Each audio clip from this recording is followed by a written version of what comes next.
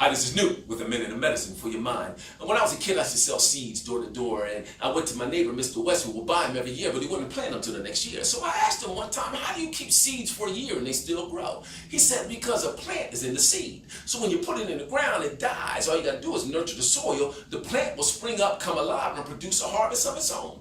You see, we all have a seed inside of us. God made us that way. It's our purpose. And God has commanded us to place ourselves in an area or an environment where we could be nurtured, so we could transform into a plant that brings a harvest as well. You see, what I'm trying to say to you today is real simple. See, we're all born leaders, but we have to submit to the process to become that leader that we're born to be. Remember David? One of my favorite characters, man. He was anointed king right in front of his brothers and his father, but immediately sent back out into the field to tend to the sheep. Years later, called to the palace just to play the lute for Saul whenever Saul didn't feel well. He went up against Goliath when no one else would, cut his head off and delivered him to the king. He was just sent out to be a commander of one of the armies in Israel, and Saul got jealous of him, so David had to go hide in the fields and in the forests and in the caves until God moved Saul out the way. But that whole time David was being persecuted, what was happening is his process was maturing him into one of the greatest leaders or kings that Israel ever had.